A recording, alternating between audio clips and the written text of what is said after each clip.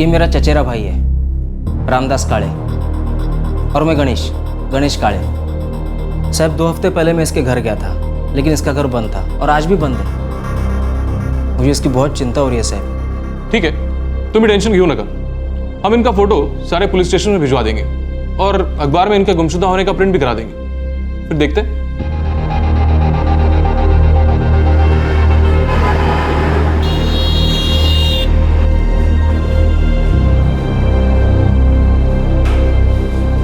निर्मला वाघ मेरी आई, वो प्रॉपर्टी के मामले को लेकर बहुत परेशान थी। आई और मेरे बाबा शिरीष वाघ दोनों अलग हो चुके हैं और प्रॉपर्टी को लेकर उन दोनों में काफ़ी झगड़े भी होते रहते थे। कब से घर नहीं आई? 3 हफ्ते हो गए सर।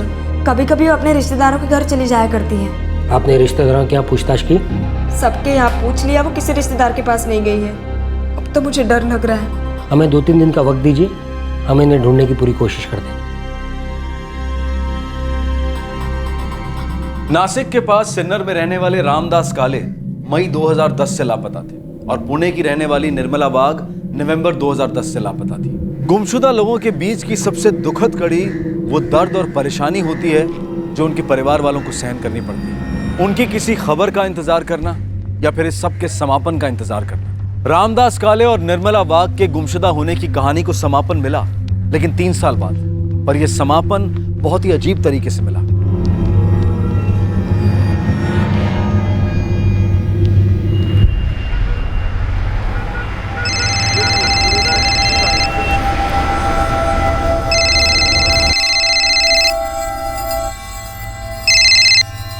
हाँ रमेश बोलो। विजय साहब, एक पार्टी मिली है और प्रॉपर्टी खरीदने में बहुत इंटरेस्टेड है।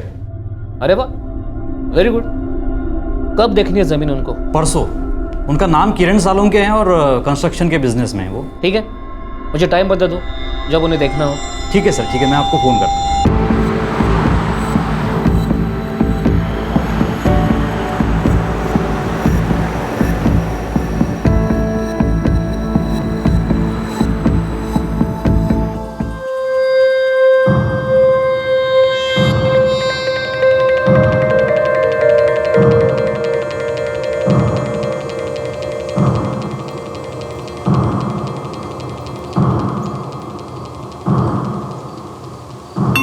आगे सर बोलो।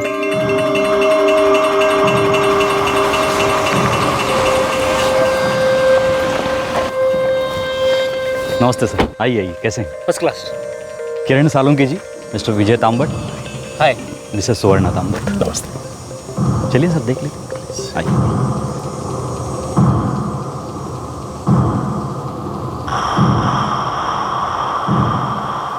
किरण जी, ये पूरा एरिया 3.5 एकड़ का है और एकदम प्राइम प्रॉपर्टी किरण जी, एकदम प्राइम।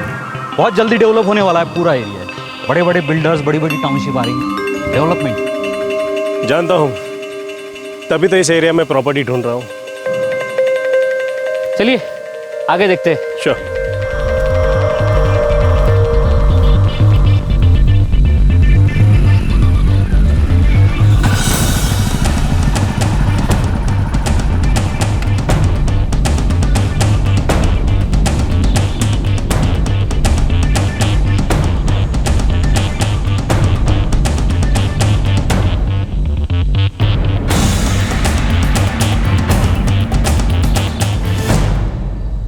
ओके, प्लॉट मुझे पसंद आया। आगे डील की बात कर लेते हैं। ठीक है। रमेश, तू तो जानता ही है कि मेरा डेली का काम है, मुझे इसकी पूरी नॉलेज है। हाँ सर, मैं तो सिर्फ इतना कह रहा हूँ कि ये प्रॉपर्टी बहुत अच्छी है सर, आप इसे हाथ से जाने मत दीजिए। 1.5 करोड़, इससे ज़्यादा नहीं दे सकता। बस 2 का तो मार्केट रेट भी नहीं है। देखिए विजय जी, मैं कहता हूँ सौदा अच्छा, डील कर लेते। नहीं, इतना कम में नहीं। क्या बोलती हो सुवर्णा? हाँ हाँ, कम से कम 1,90,00,000 रुपए, इससे नीचे नहीं। वो तो किरण जी अच्छे आदमी लगते हैं, इसीलिए तो हमने ये रेट कम किया है। वरना इतने प्राइम एरिया में उन्हें 2 करोड़ में भी इतनी अच्छी प्रॉपर्टी नहीं मिलती थी। वो एरिया जल्दी डेवलप भी हो रहा है और इनफैक्ट उनके लिए तो ये बहुत ही फ़ायदे का सौदा भी है। फ़ायदे का सौदा है किरण जी, आप मानिए मेरी बात को, आपको इससे कम में इतनी अच्छी प्रॉपर्टी नहीं मिल सकती। 1,60,00,000 लास्ट ऑफर। रमेश, हमारा लास्ट ऑफर 1,75,00,000। अगर नहीं तो फिर ये डील नहीं हो पाएगी। Okay done. तो ठीक है किरण जी, जैसा कि आपसे बात हुई थी 60-40 का रेशो होगा। हाँ ठीक है, तो फिर सर टोकन दे दें? कल ही टोकन मनी एडवांस दे देते हैं। ये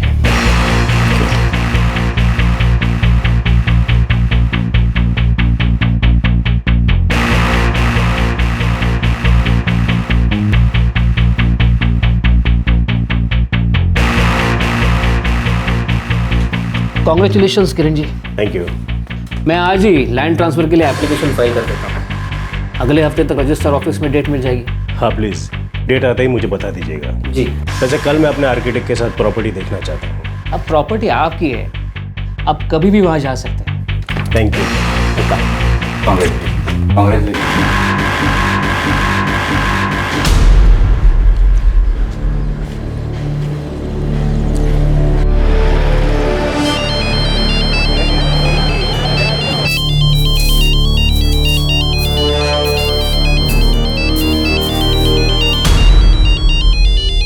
बाबा फोन।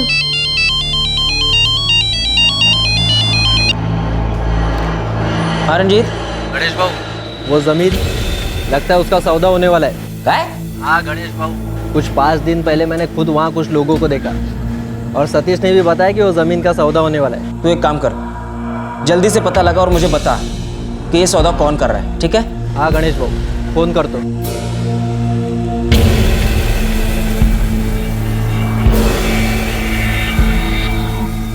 साहब, ये मेरा चचेरा भाई है, रामदास काळे। अगले हफ्ते तक वो प्लान रेडी हो जाएगा ना? जी किरण जी। ठीक है, जैसे प्लान रेडी हो जाए वो प्लान लेके अपने असिस्टेंट को मेरे ऑफिस में भेज देना। एक बार प्लान चेक कर लूँ, उसके बाद आगे काम शुरू करते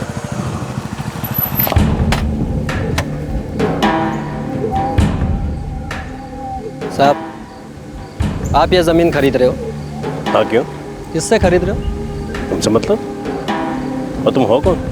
साहब, आप इस ज़मीन पे बहुत ज़्यादा पैसे दे रहे होंगे, लेकिन बाद में अगर इसका कुछ लफड़ा हुआ फिर आप क्या करोगे? ये ज़मीन मैं विजय तामट से खरीद रहा हूँ। वो एक वकील है और ये ज़मीन उनकी पत्नी सुवर्णा के नाम पे है। नहीं साहब, ये प्लॉट रामदास काले के नाम पे। क्या? ये क्या बकवास कर रहे हो तुम? इस ज़मीन के पूरे पैसे दे चुका हूँ मैं। देखो साहब, हमारा काम था आपको बताना, आगे आप देखो, आपकी मर्जी।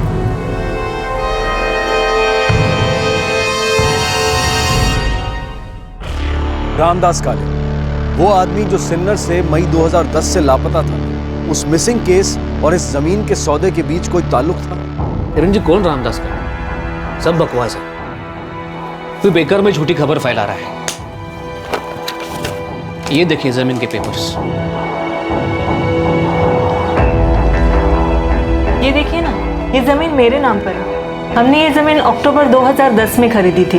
हमारे पास ज़मीन के रजिस्ट्रेशन के सारे पेपर्स हैं। अब तो आपको भरोसा हो गया ना? पेपर तो ठीक है, लेकिन आई होप आप समझ रहे होगे कि ज़मीन के मैं काफ़ी एडवांस दे चुका हूँ आपको। बड़ी रकम है और प्रॉपर्टी का मामला है, इसलिए मैं कोई रिस्क लेना नहीं चाहता। किरण जी, चिंता मत कीजिए। रजिस्ट्रार ने 23 अप्रैल की डेट दी है, परसों ही रजिस्ट्रेशन हो जाएगा। और मैं किसी भी उल्टी सीधी डील को हाथ ही नहीं लगाता। वकील हूं, एक फाइन प्रिंट भी मेरी नजरों से बच नहीं सकता।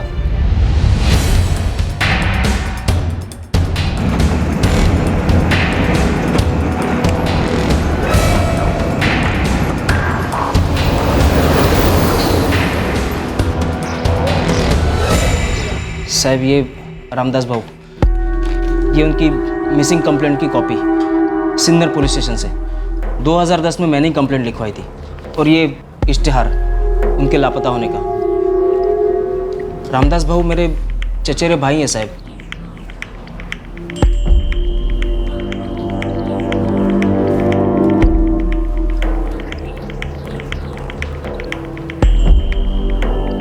रामदास भाऊ सिन्नर में एक छोटा मोटा प्रॉपर्टी एजेंट था। 1996 में नासिक शहर के बाहर उन्होंने एक प्लॉट खरीदा था, सर्वे नंबर 141/26। पेपर में इतने सारे इश्तिहार दिए, फिर भी रामदास को कुछ पता नहीं चला? नहीं साहब, वो बीमार था, अकेले रहता था।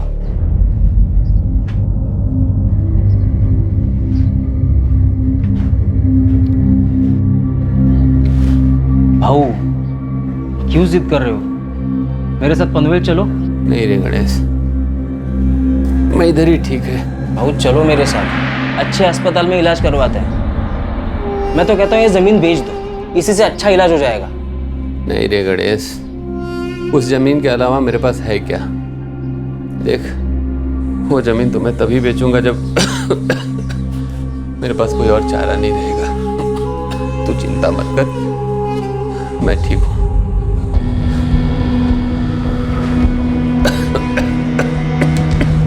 HIV पॉजिटिव था, मेरे अलावा उसका और कोई नहीं था। मैं हर महीने उसे मिलने जाया करता था। उस साल भी अप्रैल के तीसरे हफ्ते जब मैं उससे मिलने गया तब उसके घर पे ताला लगा था। मैं 3 दिन तक सिन्नर में रहा और उसके घर के चक्कर लगाता रहा।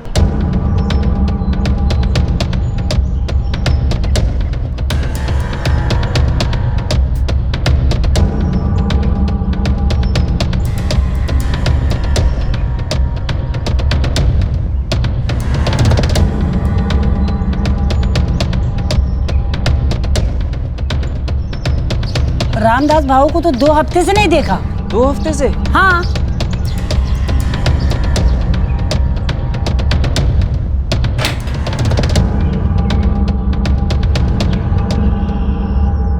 आखिरकार रामदास भाऊ के लापता होने की कंप्लेंट मैंने लिखवा दी, लेकिन पुलिस को भी वो नहीं मिला। ऐसा भी तो हो सकता है कि तुम्हें बताए बगैर रामदास ने वो जमीन बेच दी। नहीं साहब, ऐसा हो ही नहीं सकता। मेरे अलावा उसका और कोई नहीं है। मुझे बताए बगैर इतना बड़ा सौदा वो कभी नहीं करता। जरूर उसके साथ कुछ हुआ है साहब। ठीक है, हम लोग पता लगाने की कोशिश करते हैं। रजिस्ट्रार के ऑफिस में लेटर भेजो। ये लैंड सर्वे नंबर 141/26 के बारे में पता करो। जी सर।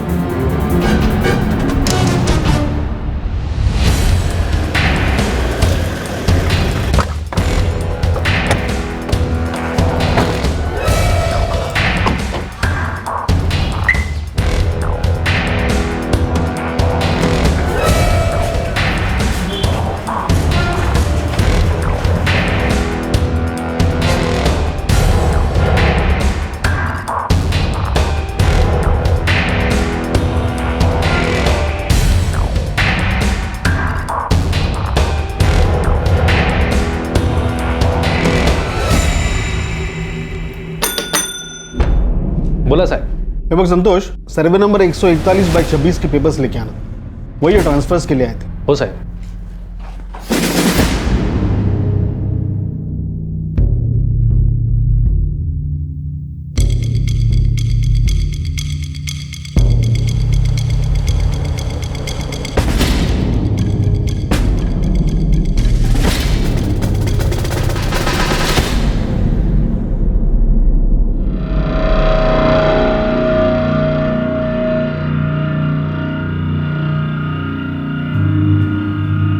सुवर्ण तांबट तुमचं नाव आहे?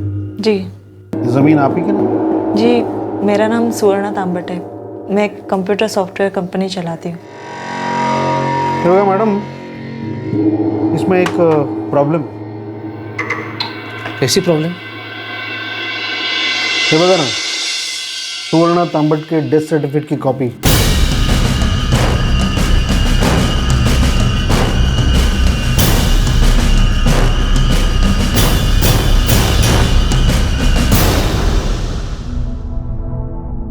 ये म्युनिसिपल कॉर्पोरेशन से है। हाँ, अंतिम संस्कार भी वहीं पर हुए।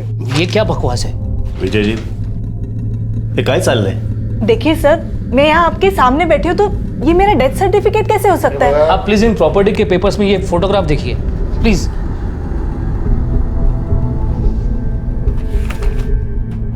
ये रजिस्ट्रेशन ऑफिस में ली गई थी। हाँ, फोटोग्राफ सर तोच है, लेकिन इस डेथ सर्टिफिकेट के हिसाब से नवंबर 2010 में इनकी मौत हो चुकी। सर, ये डेथ सर्टिफिकेट झूठा है। पहले यह पता चलता है कि जमीन किसी रामदास काले की है जो अभी लापता है, और उसका चचेरा भाई गणेश काले ये कहता है कि रामदास ने जमीन कभी बेची नहीं थी। और अब जमीन के ट्रांसफर के वक्त ये पता चलता है कि उन पेपर्स के साथ सुवर्णा तांबट, जो कि उस प्रॉपर्टी की मालकिन है, उनका डेथ सर्टिफिकेट भी अटैच है। आखिर ये मामला क्या था? ये मला माहित नहीं हो, किसी से गलती हुई है या फिर किसी ने जानबूझकर ये सब किया है। देखिए, जब तक कोर्ट इस डेथ सर्टिफिकेट को रिवर्स करने का ऑर्डर नहीं देती तब तक ये डील नहीं हो सकती।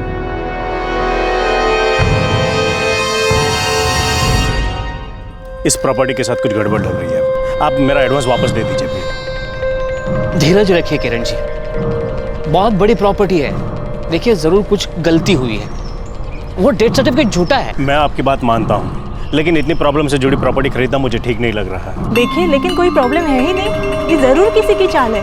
कुछ दिनों में ये सब कुछ सामने आ जाएगा। आप मेरा भरोसा कीजिए, मुझे सिर्फ 2 दिन की मोहलत दीजिए, मैं ये सारा मामला कोर्ट से क्लियर करवा दूंगा। अगर 2 दिन में क्लियर नहीं होता, मैं खुद आकर आपका सारा एडवांस वापस लौटा दूंगा। हाँ किरण जी, आप प्लीज़ 2 दिन के लिए वेट कर लीजिए, क्योंकि मुझे भी यही लगता है कि कहीं ना कहीं कुछ गलती हुई है।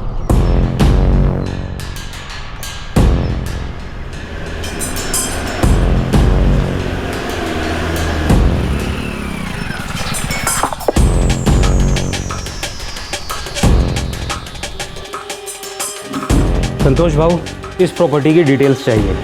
मंगेश भाऊ, मुझे 2 दिन का टाइम दे दो। अभी क्या है कि यहाँ पे बहुत सारा काम है। चलो मुझे 2 दिन के बाद भिजवा देना, लेकिन सारी जानकारी भिजवा देना। कुछ प्रॉपर्टी की ओनरशिप का लोचा है ये। ठीक है।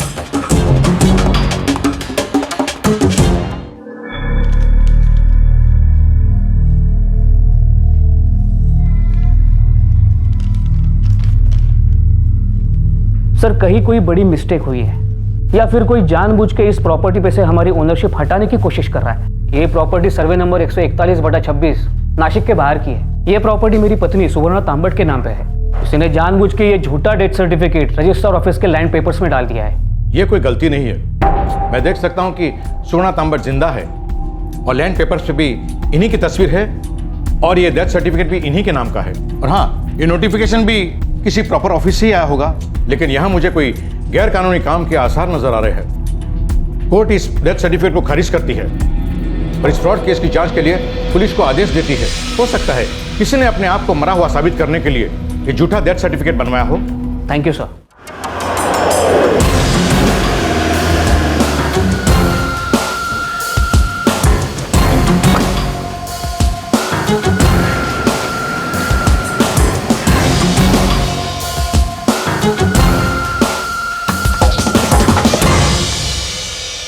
म्युनिसिपल ऑफिस का सर्टिफिकेशन भी अटैच है।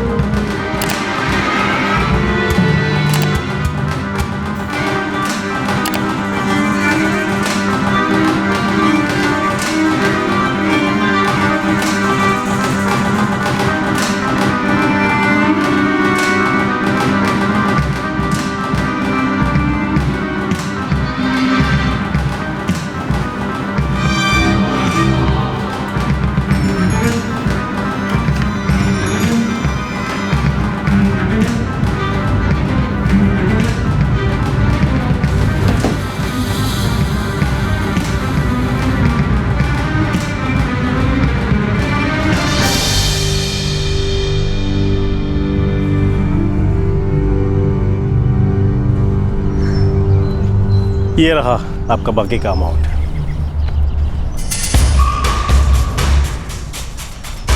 Thank you Kiran ji. मैंने आपसे कहा था ना, थोड़ी बहुत तो प्रॉब्लम्स आती है, लेकिन आखिर में सब कुछ ठीक हो गया। Congratulations Kiran ji. Thank you Suvarna जी।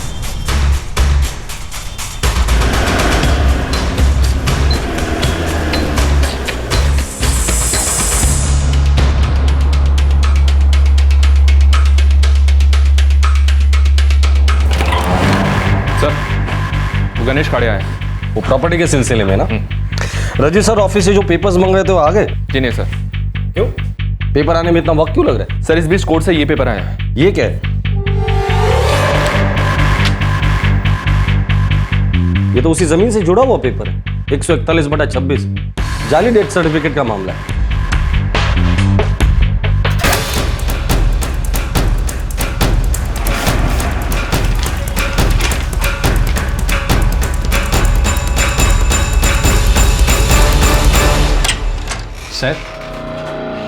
साहेब हे बघा, ये उसी 141/26 से जुड़ा कोई नया मसला है। अरे बाबा आता काय झालं नवीन आणि? साहब, पुलिस ने इस जमीन के पेपर्स मंगवाए हैं। उनका कहना है कि इस जमीन का मालिक कोई रामदास काळे है और उसके भाई गणेश काळे का कहना है कि रामदास ने कभी ये जमीन किसी को बेची नहीं थी। अरे काय चाललंय हे, हाँ? क्या हो रहा है? तुम एक काम करो, ये सारे डॉक्यूमेंट्स तुम पुलिस के पास भेज दो और उनसे कह दो कि सुवर्णा तांबट ने ये जमीन किरण साळुंके को बेच दी।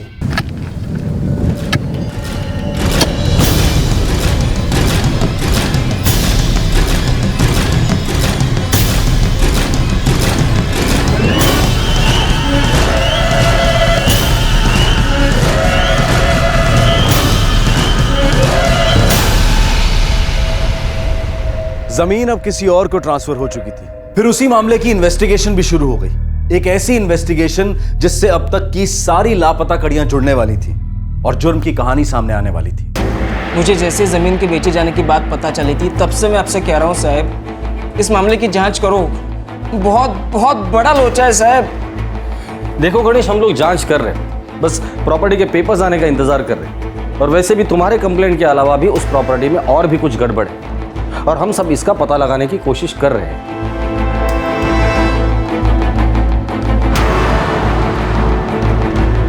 सर, ये ग्लोबलर कंस्ट्रक्शन नासिक के आसपास कई सारे कंस्ट्रक्शन प्रोजेक्ट से जुड़ा है। काफी जाना माना नाम है। और ये विजय तांबट कौन? विजय तांबट वकील है और उसकी पत्नी सुवर्णा तांबट खुद का बिजनेस चलाती है। उसकी एक सॉफ्टवेयर कंसल्टेंसी फर्म है। मेरी समझ में ये नहीं आ रहा है कि मैं रजिस्ट्रेशन ऑफिस के पेपर पे भरोसा करूं या इन सब बातों पर। यानी आपको पहले से ही पता था कि इस जमीन से कई पुराने मसले जुड़े हुए हैं? मसले का तो पता नहीं, लेकिन हाँ, जमीन खरीदते वक्त दो प्रॉब्लम सामने आई थी। एक तब जब दो लड़कों ने आके मुझे ये बताया कि ये जमीन कोई रामदास काळे के नाम पर है,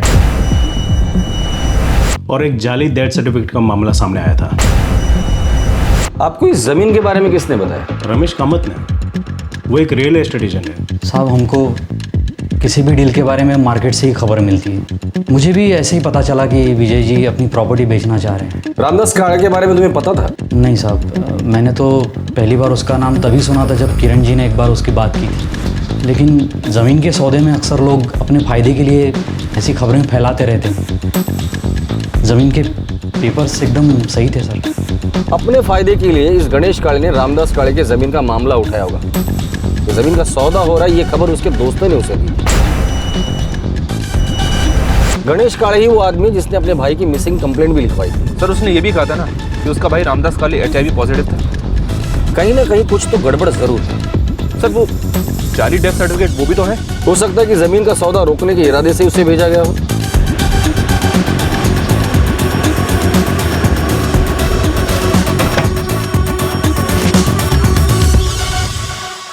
सर, साफ बात है कोई हमसे पैसे निकलवाने की प्लानिंग कर रहा था। उनका मकसद पूरा नहीं हुआ तो हो सकता है वो किरण जी को परेशान करे। आपने जमीन किससे खरीदी थी? जी, गजानन राजपुरे से। वो शिरडी का रहने वाला है। उसी ने न्यूज़पेपर में ज़मीन के बारे में इश्तिहार दिया था, जिससे हमें इसके बारे में पता चला, और ये ज़मीन भी हमने उसी से खरीदी थी। आप चाहिए तो रजिस्टर ऑफिस में जाके इस ज़मीन के सारे कागजात चेक कर सकते हैं। प्रॉपर्टी की सारी पिछली डिटेल्स वहाँ पर आपको मिल जाएंगी। हमने ये ज़मीन अक्टूबर 2010 में खरीदी थी।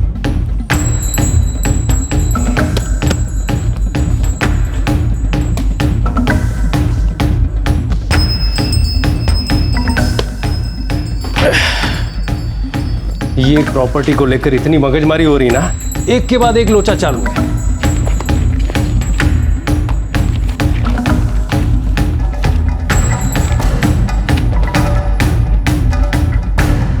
ये रहा।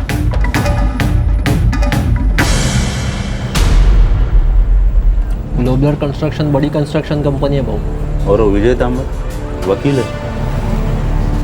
पुलिस कह रही है कि ज़मीन के सब कागजात भी सही हैं। देखते हैं, मैं पुलिस पर और दबाव बढ़ाता हूँ।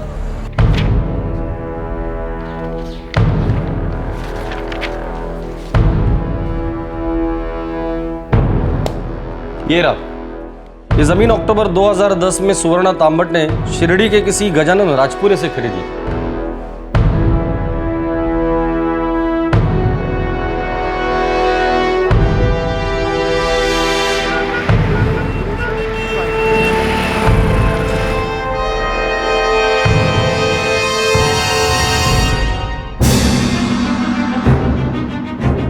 पद्मा, हाँ मला नाशिकला जायचं आहे, थोड़ा काम है, देर हो जाएगी. क्यों, अब क्या काम है? तो बोला ना काम है, हर बात तेरे को बतानी पड़ेगी.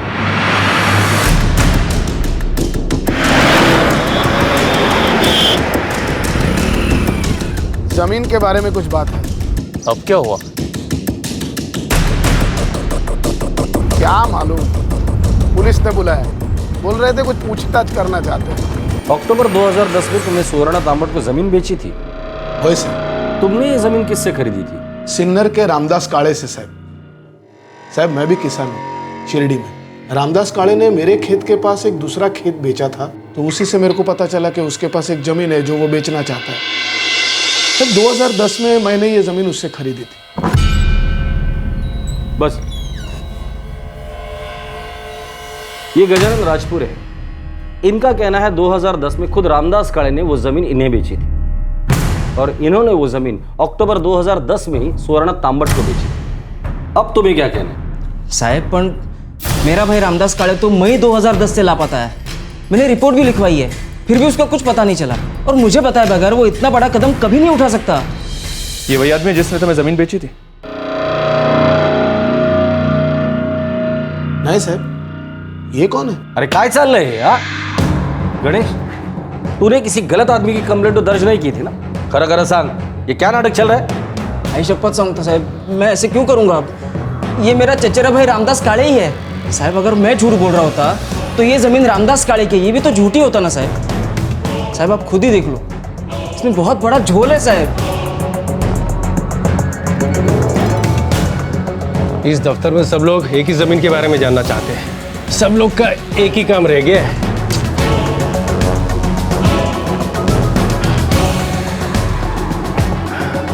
पता नहीं अब इसके आगे और अंदर कितना जाना पड़ेगा.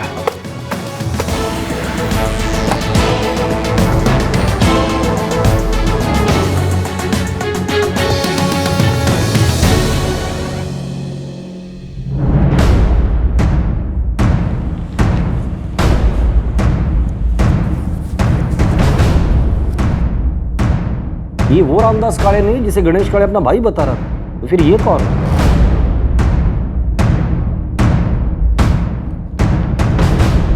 चेक की कॉपी, बैंक पासबुक, सारे पेपर्स हैं. यहाँ एड्रेस सिन्नर का लिखा हुआ है. होय साहब, 13 प्रथम नगर सिन्नर. एड्रेस तो रामदास भाऊ का ही है. गणेश, कहीं तू हमारे साथ कोई नाटक खेलने की कोशिश तो नहीं कर रहा है ना? अगर ऐसा है ना तो लॉकअप में उल्टा लटका के सच बुलवाऊंगा तेरे से. नाही साहेब, अहो मी खरंच सांगतोय, ये जो एड्रेस है ना ये रामदास भाऊ का ही है. लेकिन इस फोटो में ये जो आदमी है ना ये रामदास भाऊ नहीं है. और ये बैंक अकाउंट ये पीपल्स बैंक का है, जबकि रामदास भाऊ का इस बैंक पे कोई अकाउंट था ही नहीं. उनका अकाउंट तो कॉमन ट्रस्ट बैंक में था.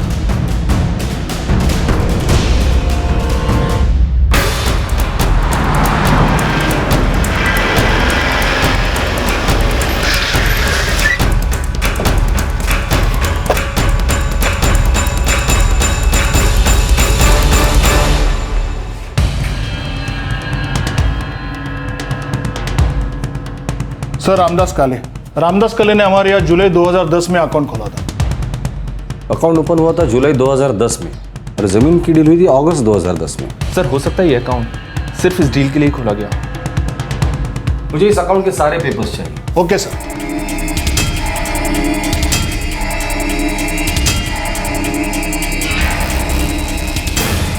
ये रामदास भाऊ. यही है रामदास भाऊ. मैं इनके भाई गणेश को भी जानता हूँ. रामदास भाऊ बीमार थे, मई 2010 में वो अचानक गायब हो गए. इसका मतलब है गणेश काळे सच बोल रहा था. ये जरूर किसी फ्रॉड का मामला है. ये नकली रामदास काळे ने ये जमीन गजानन राजपुरे को बेची. उसने वो जमीन सुवर्णा तांबट को बेची. फिर सुवर्णा तांबट ने वो जमीन किरण साळुंके को बेची. और इन सब के बीच सुवर्णा तांबट का वो जाली डेथ सर्टिफिकेट भी है. असली रामदास काळे गायब है और किसी की मौत का नकली सर्टिफिकेट निकाला गया. जरूर इसके पीछे कोई मास्टरमाइंड है. जल्दी से ये चाबी मकान मालिक को लौटा के आ और मेरे को गली के बाहर मिल. हाँ? पण आपण कुठे चाललो? अरे तू पहले लौटा के तो आ, आज मैं बस स्टॉप पर सोचेंगे. हाँ? हाँ चल लवकर जा. हो.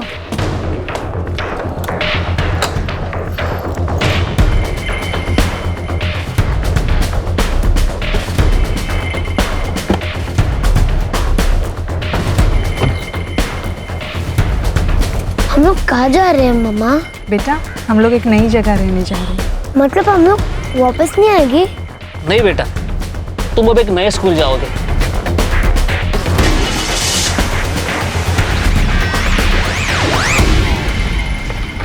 हाँ रंजीत बोल। भाऊ जमीन पे रोज कुछ नाप तोल का काम चल रहा है। अच्छा, लेकिन वहां पर अभी तो कुछ काम तो शुरू नहीं किया है ना? नहीं भाऊ। ठीक है, मैं कुछ सोचता हूँ। कमिंग। सर, ये अच्युत सर ने सर रिवाइज प्लान भेजे हैं, ये देखिए सर।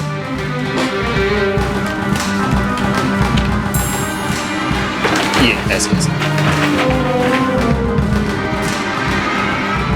Good, very good. एक काम करो, कल की मीटिंग फिक्स कर दो, हम जल्दी कंस्ट्रक्शन शुरू कर लेंगे।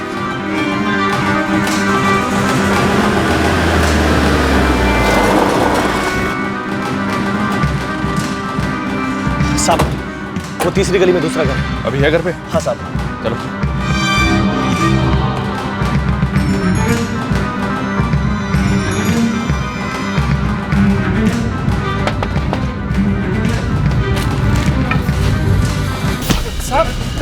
अरे साहब मैंने किया क्या? साहब सुनो तो, साहब मैंने किया क्या? वो तो बोलो। अरे क्यों लेके जा रहे हैं मेरे को?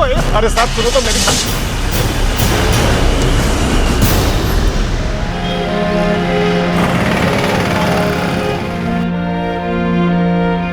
2 साल बीत चुके हैं, लेकिन अभी भी पुलिस को आई के बारे में कुछ भी पता नहीं चला।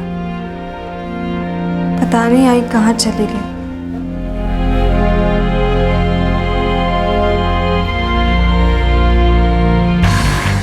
माझं नाव महेश राजपुरे है साहब। राजपुरे? गजानन राजपुरे का रिश्तेदार है क्या तू? ओह साहब, मैं उसका दूर का रिश्तेदार है।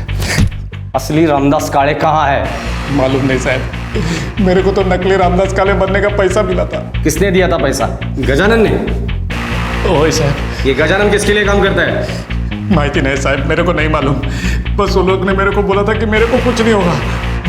वो कोई वकील साहब है, वो सब संभाल लेगा सर। वकील? कौन वकील? माहिती नहीं साहब, मेरे को कुछ नहीं मालूम सर। सर,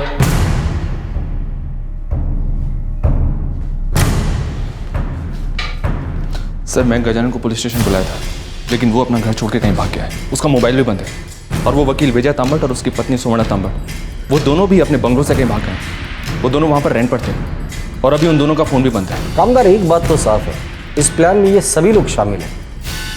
पर समझ में नहीं आ रहा ये मामला है क्या।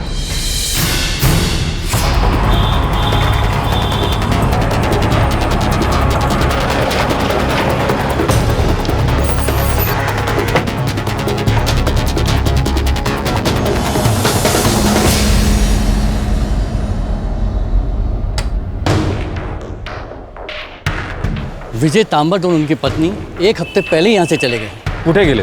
कुछ बोल के गए कि कहाँ जा रहे? नहीं, कुछ नहीं बताया, सिर्फ बोले कि मैं यहाँ से शिफ्ट कर रहा हूँ। सब एक एक करके गायब हो रहे हैं। इसके पहले कि वो ब्रोकर रमेश कामत गायब हो जाए, पता करो कि वो है कहाँ। साहब मुझे कुछ नहीं पता साहब। रातों रात कहाँ गायब हो गए? ब्रोकर हो ना तुम उनके, कुछ तो बताया होगा। साहब मैं झूठ नहीं बोल रहा हूँ, मुझे तो ये भी नहीं पता कि ये लोग शहर छोड़ के जाने वाले। शायद कोर्ट में किसी को मालूम हो कि कहाँ गए हैं। छोटा मोटा वकील था साहब, अभी फिलहाल कोई केस भी लिस्टेड नहीं है उसके नाम।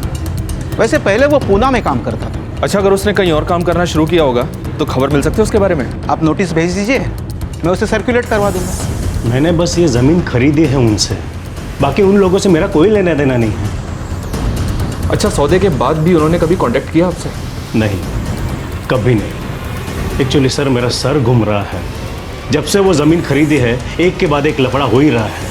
साहब मैं तो पहले से बोल रहा था, बड़ा झोल है। रामदास बाबू हमेशा कहता था बहुत ज़्यादा मुश्किल आएगी तभी वो ज़मीन बेचेगा।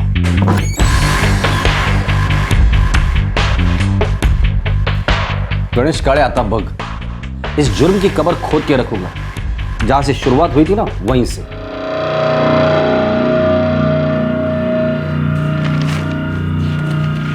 गजानन राजपुरे ने अपने रिश्तेदार महेश राजपुरे का इस्तेमाल करके ये डील करवाई।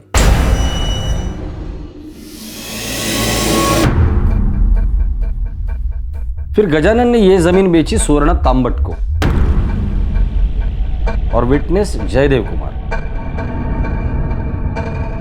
और अब सबके सब लापता हैं, सबके फोन भी बंद हैं। एक बात समझ में नहीं आ रही, ये सुवर्ण तांबट का डेथ सर्टिफिकेट बीच में कहां से आ गया? ये म्युनिसिपल कॉर्पोरेशन पुणे का है सर, कोरेगांव पार्क की शमशान भूमि से मिला था।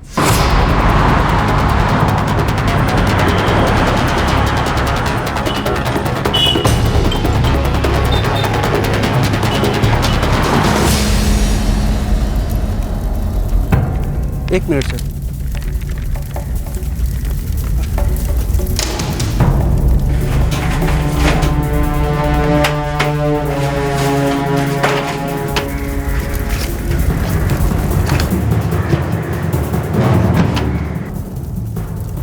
सुवर्ण तांबट। सुवर्ण विजय तांबट 123 विद्या कॉलोनी कोथरूड पुणे। सर इस अंतिम संस्कार का भी एक गवाह है, योगेश यादव। मतलब सच में किसी का तो अंतिम संस्कार हुआ है। ये केस जितना दिखता है उससे कई ज्यादा गहरा और सीरियस है। ये केस अब और भी गहरा होता जा रहा था। विजय तांबट की पत्नी सुवर्णा तांबट के नाम पर एक औरत का अंतिम संस्कार किया गया था और दूसरी तरफ था रामदास काले, जो अब भी गुमशुदा था। जमीन हड़पने के इस मामले के साथ साथ अब एक मर्डर का केस भी सामने आ रहा था।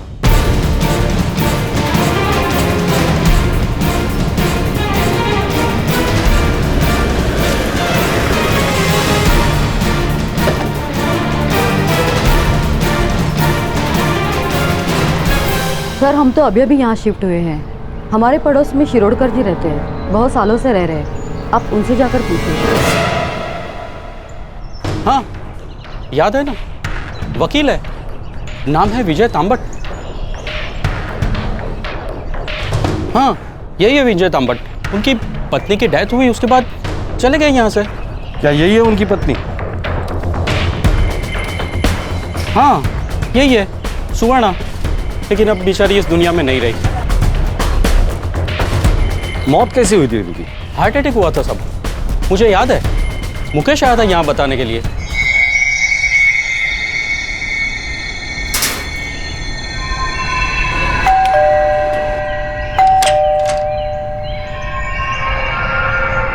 सुन के शौक लगा साहब, वो 40-42 साल की होगी।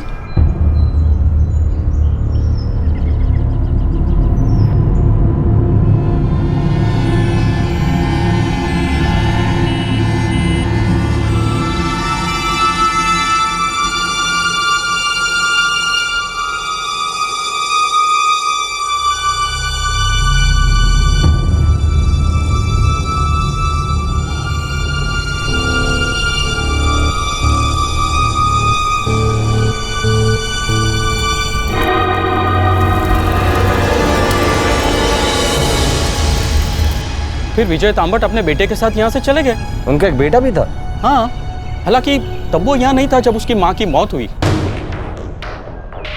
उस वक्त कहाँ था वो? पता नहीं साहब, लेकिन आप ये सब क्यों पूछ रहे हैं? हुआ क्या है? शिरोडकर जी सुवर्णा तांबट जिंदा है, तो हम ये सोच रहे हैं कि अगर सुवर्णा तांबट जिंदा है तो उस दिन किसकी लाश का अंतिम संस्कार किया था? क्या बात कर रहे हैं साहब? हाँ गोविंद बोल, कोई खबर? साहब वो जयदेव कुमार यहीं है। नासिक में? हो साहब, एक चोल में रहता है, मैंने उस पर नजर रखी हुई है साहब। बात समझ में नहीं आ रही, कोई वकील अपने बीवी को मरा हुआ क्यों साबित करना चाहता है? कोई लफड़ा होगा सर, जिस पे पर्दा डालने के लिए सारा नाटक किया होगा। और फिर डेटाबेस से वो डेथ सर्टिफिकेट सब जगह सर्कुलेट हुआ होगा। वही नासिक के रजिस्टर ऑफिस गया जहाँ सुवर्ण तांबट के नाम पे जमीन थी। इस सुवर्ण तांबट की डिटेल कुंडली निकालो, जरूर कुछ तो चक्कर है, तभी तो उसके नाम का जाली डेथ सर्टिफिकेट बनवाया है।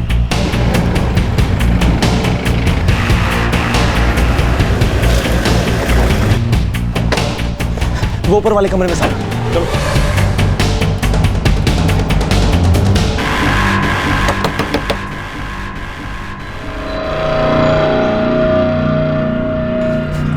जयदेव, जयदेव रोक, पीछे से पकड़ो उसे।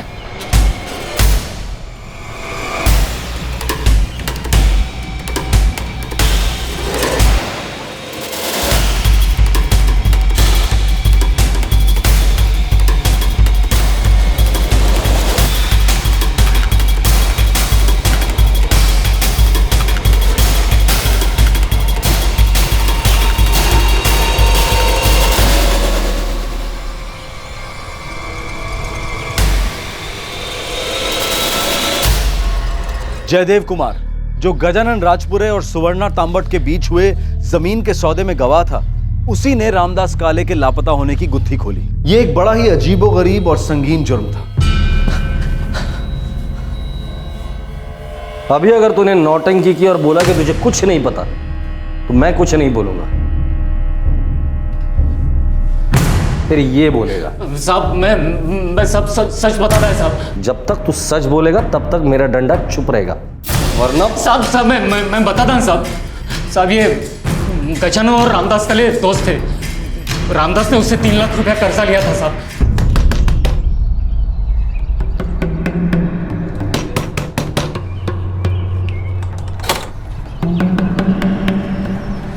काय रे रामदास, फोन का नाही उचलत? भाऊ बैलेंस नहीं है फोन मध्ये भाऊ। अरे येड़ा समझला इसका मला? इनकमिंग के लिए कौन सा बैलेंस लगता है रे? मैं क्या बोलूं क्या करूं भाऊ? मेरा पैसा लौटा दे बस, मेरे को और कुछ नहीं चाहिए। भाऊ तुमको तो पता ही है मेरे को कौन सा रोग लगा है। इलाज के लिए पैसा पानी की तरह जा रहा है भाऊ। सारा काम धाम ठप है। प्रॉपर्टी के लिए भी कोई नया काम किए कितना दिन हो गया भाऊ। बहुत कमजोर हो गया हूँ भाऊ। हे भग रामदास, तेरी हालत में तरस खाकर मैंने तेरी मदद की थी। अरे 3 लाख रुपए कोई छोटी मोटी रकम नहीं है। मैं कोई धन्ना सेठ नहीं हूँ। मेरा घर है, मेरा परिवार है, और वो जो लेनदार मेरे घर पे आते हैं उनको क्या दूं मैं? थोड़ा और टाइम दे दो भाऊ। नहीं, अभी और नहीं। तू तेरी जमीन बेच डाल और मेरा कर्जा चुका दे बस। भाऊ मेरे अंदर अगर ताकत होती ना तो कब का जमीन बेच दिया होता। डॉक्टरों का चक्कर काटने से फुर्सत मिले तब तो ग्राहक ढूंढो जमीन बेचने का। भाऊ मुझे 6 महीने का और टाइम दे दो। डॉक्टर ने बोला है मैं 6 महीने में ठीक हो जाऊंगा। इतना टाइम मैं नहीं दे सकता। मेरे को जल्दी में जल्दी मेरा पैसा वापस चाहिए बस। तो फिर एक काम करो, वो जमीन तुम ही खरीद लो, अपना पैसा ले लो और बाकी का पैसा मुझे दे दो। कितने में बेचेगा जमीन? अभी बाजार भाव के हिसाब से 1.25 करोड़। 1.25 करोड़? टोका फिरलाय का तुझा? इतना पैसा मैं कहां से लाऊंगा?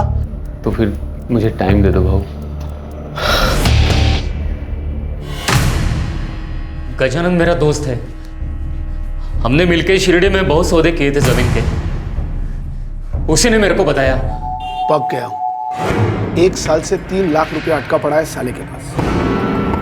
प्यार से नहीं मानेगा तो मार से मानेगा। अरे मरे हुए को क्या मारूंगा? वो तो वैसे ही बीमार है। मेरे को किसी भी तरह से मेरा 3 लाख रुपया वापस मिल जाए बस। केस ठोक दे, अंदर करवा दे साले को। जोर जबरदस्ती करेगा तो पैसा निकलेगा। कैसे? मेरा और मेरे भाई का प्रॉपर्टी का झगड़ा चल रहा है, तो मैं पुणे में एक वकील से मिला था। कौन वकील? विजय तांबट? हाँ वही।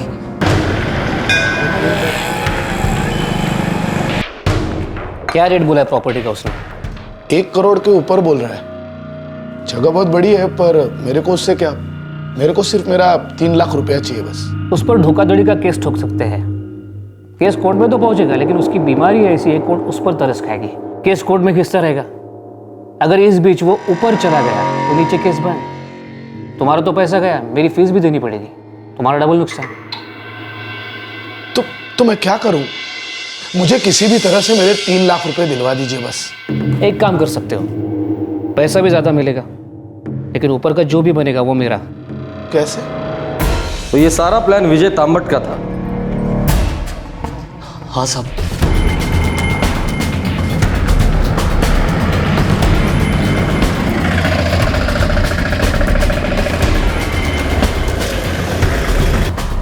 ये आज बस रामदास।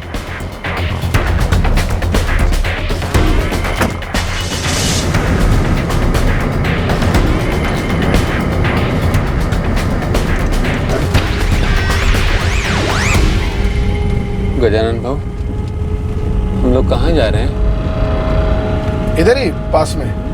काम क्या है भाऊ? मेरा पैसा वसूल करना है। रामदास एक प्लॉट है, अगर तू बेचने में मेरी मदद करेगा तो मेरी तो चांदी हो जाएगी। तू भी अपना कट रख लेना। और हाँ, जो 3 लाख रुपया उधार दिया है ना, वो भी माफ।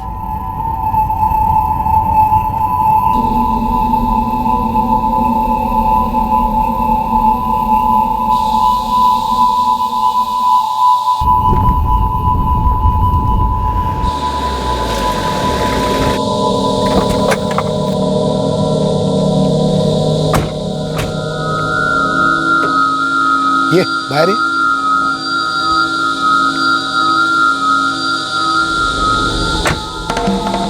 भाऊ प्लॉट किधर है? वो उधर एकदम छान प्लॉट है।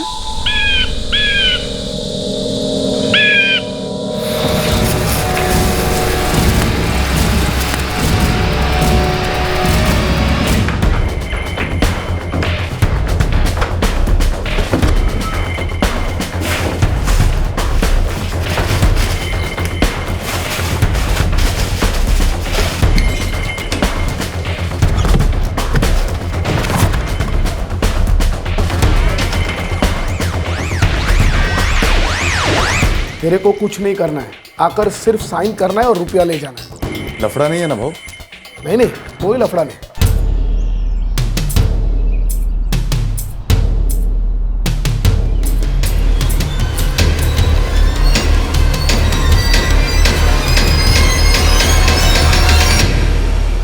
इसके लिए रामदास काळे के नाम का बैंक अकाउंट खोलना होगा। उसी नाम की आईडी की जरूरत पड़ेगी प्लॉट के सौदे के टाइम।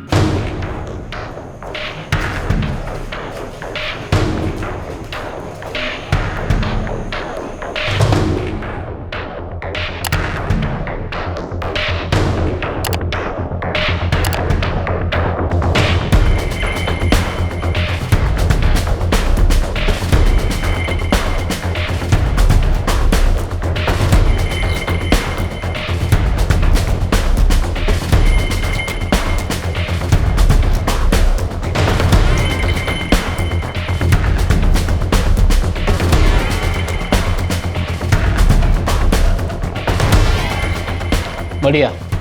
अब अगला प्लान, 2 महीने के बाद ये प्लॉट तुम मेरी पत्नी सुवर्णा को बेच दो। मैं तुम्हें 15 लाख रुपए दूंगा, जो तुम आपस में बांट लेना।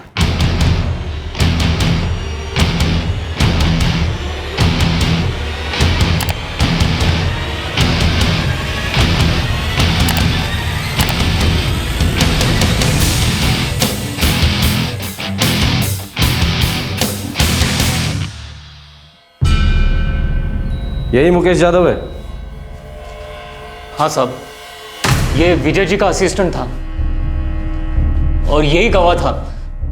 मैं तो बस सुवर्णा जी और गजानन के बीच के सौदे का गवाह था साहब। विजय तांबट ने अपनी पत्नी सुवर्ण तांबट का जाली डेथ सर्टिफिकेट बनाने के लिए किसका खून किया? मला माहित नहीं साहब, मैं तो बस इस सौदे में उसके साथ था। गजानन कुठे है? गजानन कहाँ है? साहब ये इधर नाशिक में। सांगा तर खरं. अरे साहेब गेलाय काय मी? अरे मैंने क्या हुआ क्या है लेकिन? काय झालं हो? हे का घेऊन चालले तुम्हाला?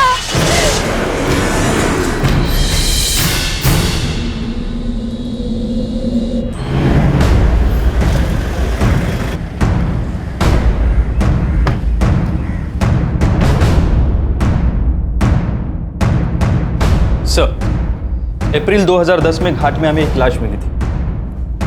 ये उसके पेपर्स है सर। सारे पुलिस स्टेशन में खबर दी थी, न्यूज़पेपर्स में भी खबर डाली थी।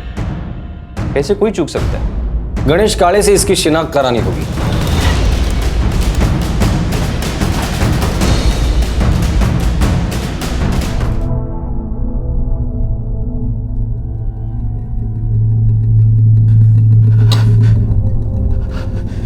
ओ साहब, यही है मेरा भाई रामदास काळे। अप्रैल 2010 में गजानन राजपुरे और जयदेव कुमार ने इसकी हत्या कर दी थी। तुम सही कह रहे थे, उन्हीं लोगों ने इसकी जमीन हत्या कर उसे बेच दिया था।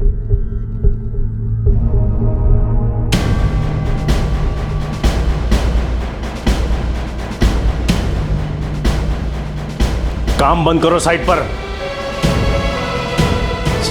काय पनोती लागली आहे।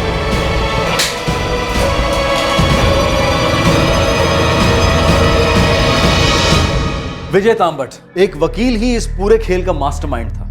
रामदास काळे का खून करवाना, उसकी जमीन उसी के जैसे दिखने वाले आदमी के हाथों बिकवाना, फिर उस जमीन को अपनी पत्नी के नाम पर खरीदना और फाइनली उसी जमीन को किरण सालुंके के नाम पर बेचना। यह सब कुछ विजय तांबट ने ही प्लान किया था। लेकिन अब भी एक रहस्य खुलना बाकी था। वो औरत जिसका स्वर्णा के नाम पर अंतिम संस्कार किया गया था, वो आखिर कौन थी?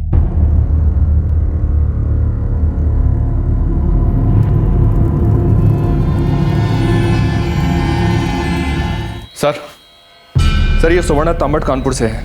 ये वहां पर एक इन्वेस्टमेंट स्कीम चलाती थी।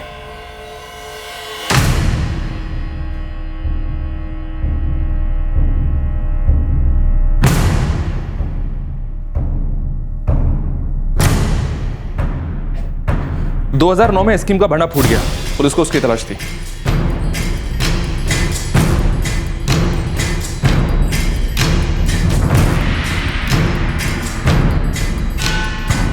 ये सुवर्ण तांबट भी 420 लगती है। जी हाँ सर। और नवंबर 2010 में फ्रॉड इन्वेस्टमेंट केस की फाइल भी बंद कर दी गई। इसलिए किया गया था उसकी मौत का नाटक, ताकि उसके खिलाफ ये जो केस चल रहा है वो बंद हो जाए। जी हाँ सर।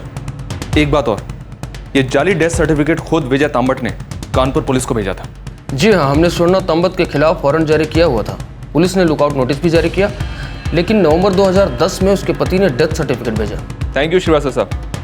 अगर हमें कुछ और डिटेल्स की जरूरत हुई तो मैं आपको दोबारा फोन करूंगा। सारा प्लान उसने बनाया, गजानन को रामदास का खून करने के लिए भड़काया ताकि उसकी जमीन पे वो कब्जा कर सके, और खुद की बीवी का क्रिमिनल केस बंद करवाने के लिए भी उसने किसी के मर्डर का प्लान किया होगा। और जो उसने पुणे में किया होगा, हो सकता कि वो भी कोई गुमशुदा औरत हो।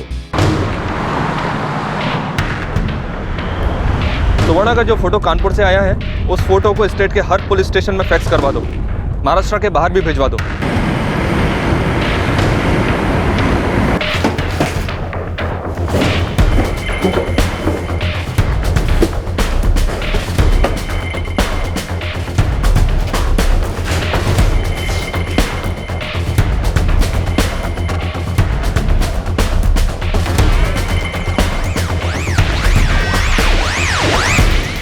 सर, ये 2010 का केस है जो अभी तक अनसॉल्व है। निर्मला वाघ, उम्र 48। सर,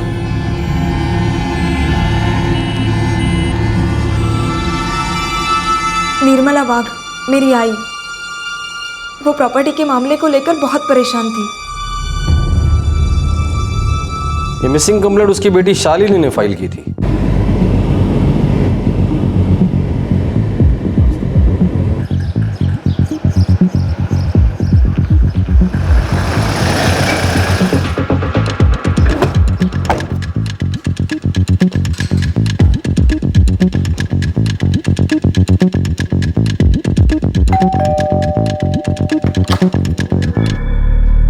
शालिनी?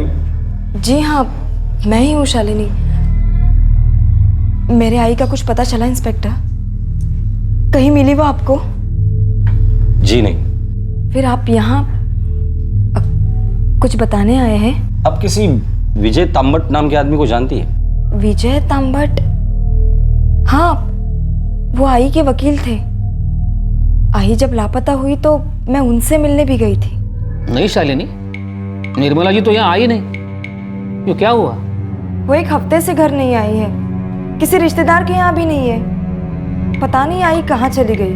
मुझे भी नहीं पता, क्योंकि आखिरी बार जब मैं उनसे मिला था तब मैंने उनसे तुम्हारे बाबा यानी उनके एक्स हस्बैंड से आउट ऑफ कोर्ट सेटलमेंट की बात की थी, लेकिन उसके बाद वापस वो आई नहीं। ये 20 नवंबर की बात है। 21 नवंबर को मैंने पुलिस में मिसिंग कंप्लेंट फाइल की। उन्होंने मेरे बाबा को भी बुलाया था आई के बारे में पूछताछ के लिए। क्या हुआ मेरे आई के साथ? आप ये अचानक विजय तांबट के बारे में क्यों पूछ रहे हैं? हम सिर्फ ये जानने की कोशिश करें कि विजय तांबट और तुम्हारे आई के बीच क्या संबंध थे। मतलब?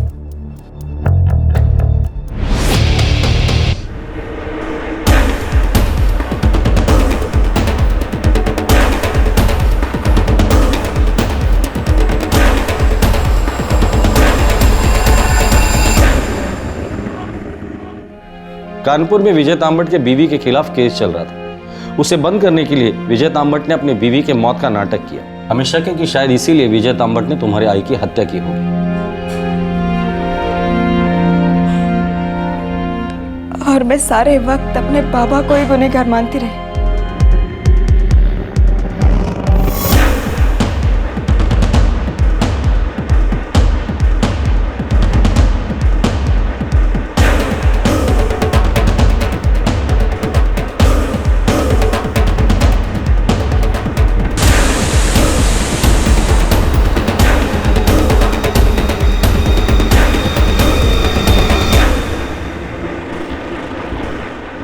शीला, शीला, क्या हुआ? हे बग, अगर देवा, ये तो बता रहा था कि वकील है, वांटेड क्रिमिनल निकला। अब क्या करे? हमने तो इसे किराए पे घर दिया है। वाह बहू बेटा वाह, अखबार के साथ इलायची वाली गरम चाय मिल जाए ना तो मुझे बहुत मजा आता है। वाह वाह वाह।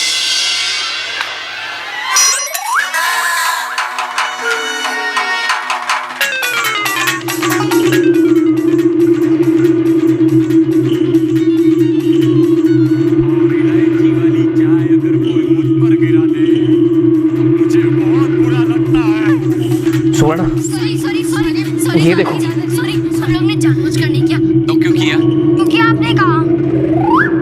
मैंने कब कहा? दादाजी, आपने तो कहा था ना कि घर में खेलो, बाहर मत जाओ। विजय, अब हम कहाँ जाएंगे?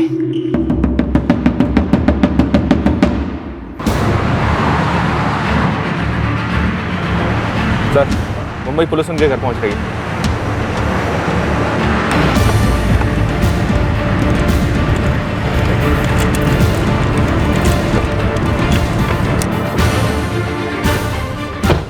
सर, मैं रमाकांत देसाई हूँ।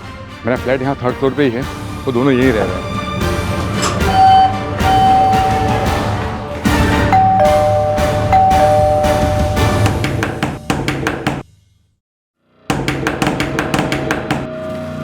विजय, बाहर पुलिस है। उसका डर था वही हो गया। रमाकांत भाई ने अखबार में पढ़ लिया होगा।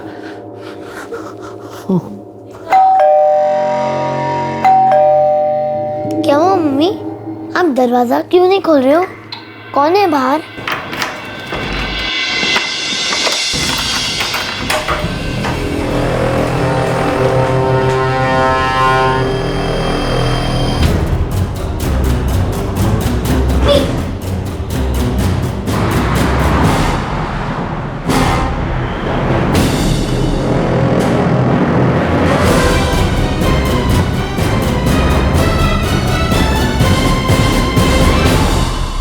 तुम्हारे हर जुर्म का काला चिट्टा है मेरे पास। सारे सबूत, सारे गवाह, सब कुछ। रामदास काळे, इसका खून करके इसकी जमीन हथियाने का प्लान तुम्हारा था। गजानन और जयदेव को यह प्लान तुमने समझाया था। हमें शक है कि जिस औरत को तुमने अपनी बीवी के नाम पे अंतिम संस्कार किया था, उसका खून भी तुम्ही ने किया है। निर्मला वाघ, कुछ याद आया?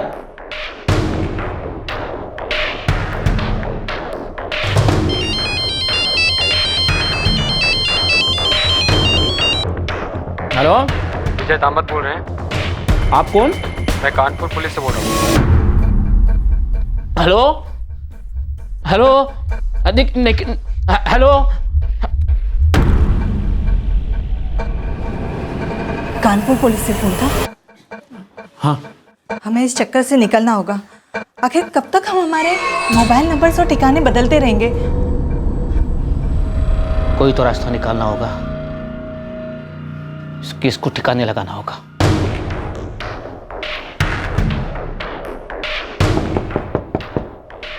रामीन, अरे निर्मला जी आइए।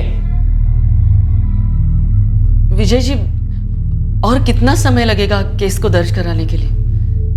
निर्मला जी देखिए, आखिर वो आपके पति थे। मेरी सलाह तो ये होगी कि आप दोनों कोर्ट के बाहर समझौता कर लो। नहीं करना है मुझे उससे समझौता। वो मुझे फूटी कौड़ी नहीं देगा। क्या इस सिलसिले में मैं उनसे या उनके वकील से बात करूं? और मुझे समझौता नहीं जमा तो? फिर तो कोर्ट का दरवाजा हमेशा के लिए खुला है। लेकिन मेरा मानना ऐसा है कि पहले हमें कानूनी चक्कर से हटकर कोशिश करनी चाहिए। अगर नहीं कुछ हुआ तो करेंगे तैयारी कोर्ट का दरवाजा खटखटाने की। मुझे जमीन जायदाद पैसों से कोई लेना देना नहीं है। मुझे तो सिर्फ उसे सबक सिखाना है।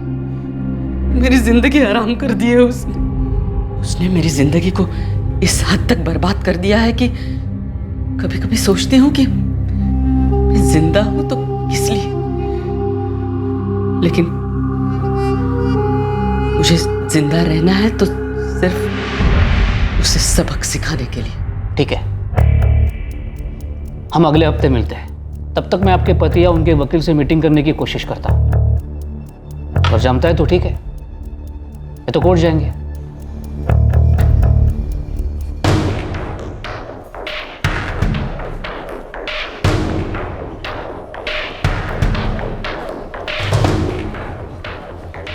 बड़ी परेशान है,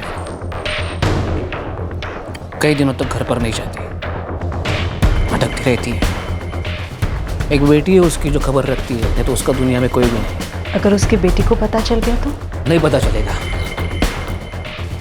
रामदास काळे के बारे में अब तक पता चला,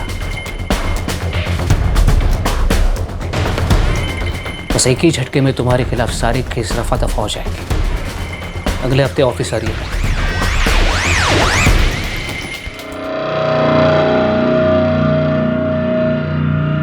सर, मौत की वजह हार्ट अटैक लिखी हुई है। चलेगा, उन्हें सर्टिफिकेट से मतलब है, मौत की वजह से नहीं। वो 2 बजे आएगी। मैं तब तक बाहर वेट करता हूँ। मैं उन्हें बातों में उलझाए रखूंगा। तुम फाइल देने के बहाने अंदर आ जाना, फिर तुम्हें पता है क्या करना है। निर्मला जी, आप सही थे, हमें कोर्ट जाना चाहिए। ये केस आप ही जीतेंगी। मैं भी यही चाहती हूँ। कम इन। हाँ मुकेश। सर, ये कुछ फाइल्स नहीं आई हैं। उस कबर्ड में रख दो। जी सर। हाँ तो निर्मला जी, मैं पिटीशन तैयार करके आपके पास भेज दूंगा। अगले हफ्ते तक पिटीशन कोर्ट में फाइल कर देंगे।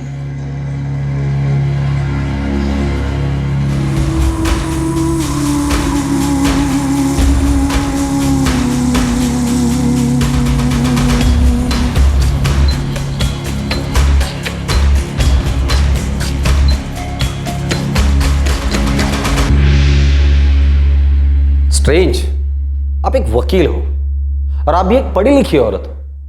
इसके बावजूद आप दोनों ने जुर्म का रास्ता अपना लिया। खुद के ऐशो आराम के लिए धोखाधड़ी और खून करने से भी बाज नहीं आए। एक बच्चे के मां बाप हो तुम दोनों।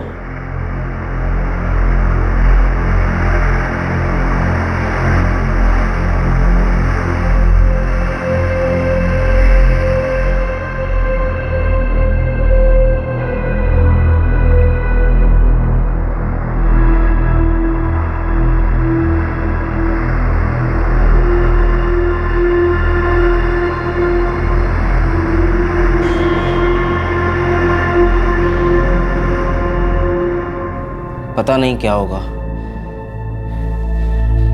वो लोग तो पकड़े गए, लेकिन रामदास भाऊ की जमीन का क्या होगा पता नहीं। मुझे हमेशा लगा कि आई पागल हो गई, या फिर बाबा आपने कुछ। मुझे पता है बेटा, तुझे लगा कि मैंने ही तेरी आई के साथ कुछ कर दिया है। ये बात सच है, हमारी आपस में कभी बनी नहीं, एक दूसरे को तकलीफ ही दी है। लेकिन बेटा, मैं ऐसा कुछ करने की सोच ही नहीं सकता हूं।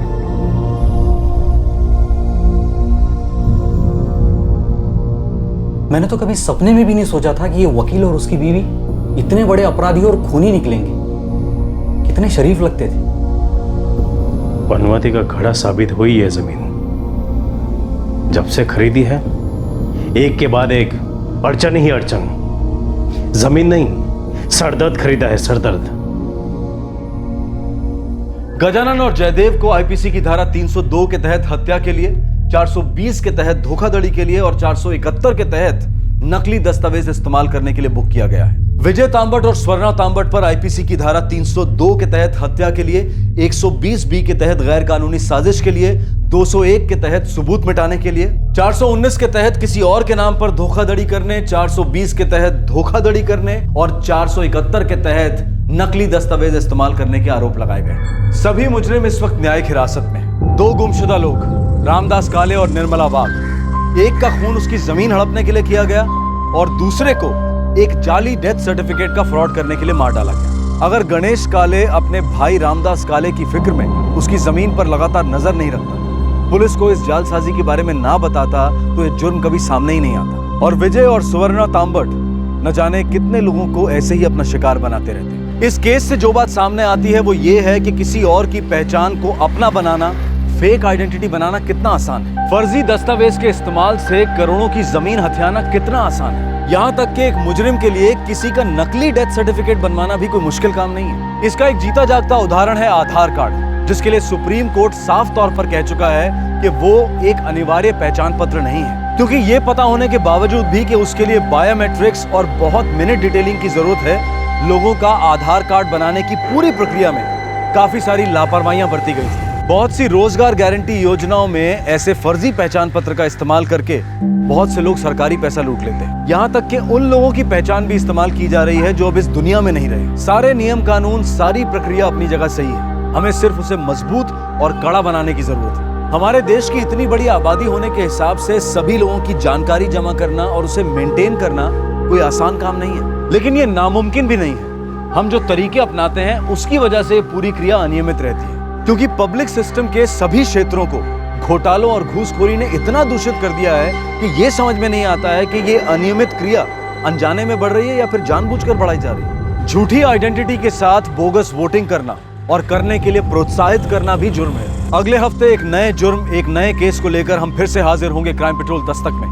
तब तक अपना ख्याल रखें, सुरक्षित रहें और याद रखें, हम जुर्म को छिपाने की कितनी भी कोशिश क्यों ना करें, लेकिन जुर्म अपने कुछ निशान छोड़ ही जाता है। जय। इस तरह के और भी एपिसोड देखने के लिए हमारे चैनल को सब्सक्राइब करें और बेल आइकन दबाना ना भूलें।